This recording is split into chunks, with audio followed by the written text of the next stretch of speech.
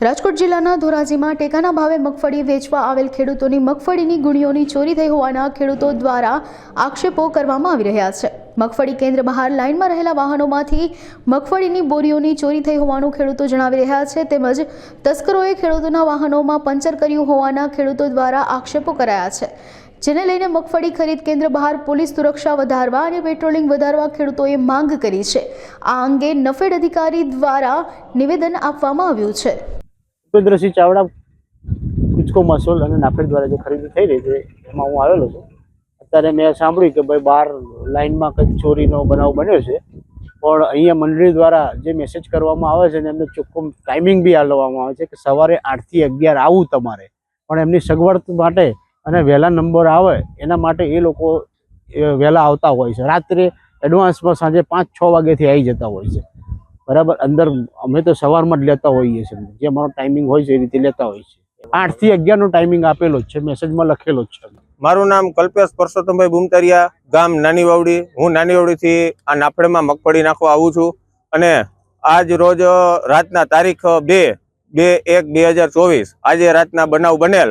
કડકડતી ઠંડીમાં અમે લોકો રાતે અહીંયા હતા, છતાં પણ નીંદર આવી જતા રાતે ચોરીનો બનાવ બનેલ છે। આમાં ઘણા ટ્રેક્ટરોમાંથી મગફળીની ચોરી થયેલ છે, પછી આપણે ટેપની ચોરી થયેલ છે। મારું પોતાનું ટેપ પણ રાતે ચોરી ગયેલા છે, મગફળી મારી પણ પોતાની ચોરી ગયેલા છે અને આવા અસંખ્ય બનાવ બને છે, જેથી કરી ઘણો વાહનોમાં નુકસાન। એટલે કે અમારે એક ભાઈને પકડ્યો હતો, એના હાથમાં 2 નાના આવા સુયા હતા કે એ ટ્રેક્ટરમાં પંચર કરે એવો બનાવ બને, જેથી કરીને ખેડૂત કેવી રીતના હેરાન થાય છે।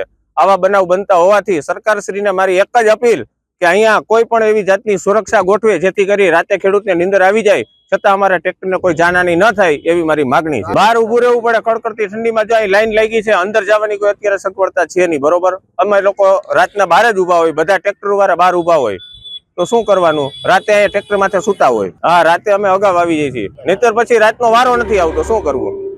વિજય કોરડિયા, ગામ ટીચોડ, ત્યાંથી મગફળી ભરીને આવેલા છીએ અમે અહીં નાફેડમાં। આ લોકો રાતના 1 થી 2 ના ગાળામાં રાતે ચોરી થઈ છે। મારું મેસી ટ્રેક્ટરમાં ટેપ વહી ગયું છે, 2-4 લોકોના અહીંયા કારણે મગફળી ચોરી થઈ ગઈ છે, અથવા ટ્રેક્ટરના પંચર એ લોકો કરી નાખે છે, સુયા મારીને વહી જાય છે। કેવો ભય લાગે છે તમને આવા લોકો? ડર લાગે છે ખૂબ જ। આ થોડુંક સરકારને અપીલ છે કે અમારી સુરક્ષા કરે, અહીંયા કરે। રાત આખી રોડ ઉપર હાઈવે ને કાંઠે જ વિતાવી, વ્યવસ્થા નથી। મારું નામ મનીષભાઈ નાનજીભાઈ સરઠિયા, ગામ કલાણા। અત્યારે અમે અહીંયા મગફળી નાફેડમાં લઈને આવેલા છીએ, તો રાતે કડકડતી ઠંડીમાં અમે લોકો બધા આ હોય ને પોતપોતાના વાહનનું ધ્યાન રાખતા હોય, તો પણ ચોરીનો બનાવ થાય છે।